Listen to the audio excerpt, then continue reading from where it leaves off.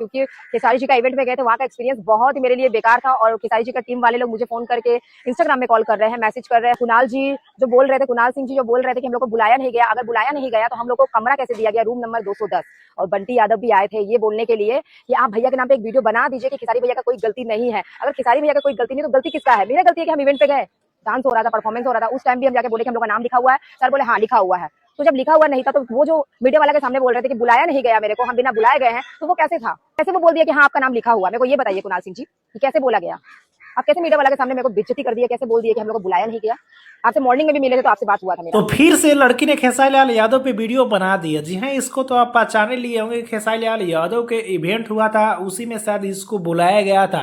अब वहीं से विवाद चालू हुआ। इसका साफ सबका नाम था कि मेरे साथ में इवेंट में बुलाकर बहुत गलत किया मतलब कि लड़की इसलिए इतना तमाशा करके पूरा विवाद करके मार्केट में रखी है। और इनका यह कहना है कि खेसारी लाल यादव जी के साथ में मेरा एक भी वीडियो नहीं बनाने दिया। तो लगातार फिर से सफाई दे रही कि खेसारी लाल यादव की टीम के द्वारा मुझे बहुत ज्यादा बोला जा रहा है कि खेसारी लाल यादव के सपोर्ट में वीडियो बना दो, कि मेरी उनकी गलती नहीं है, खेसारी लाल यादव जी का मेरी गलती है। मतलब कि इन सारे बातों को लेकर फिर से ये चर्चा में आ रही है। ये बात बिल्कुल सही है कि इवेंट में बुलाया गया है तो सारे के सारे क्रिएटर के साथ में प्रयास करना चाहिए कि वीडियोस बना लेना चाहिए, तो बहुत बुरा लगता है। और एक और बात बतला दूं कि चाहे कोई भी सुपरस्टार हो, इतना बड़ा इवेंट में ऐसा होता है कि कोई न कोई व्यक्ति छूट जाता है और सारे व्यक्ति के साथ में लोग नहीं बना पाते हैं।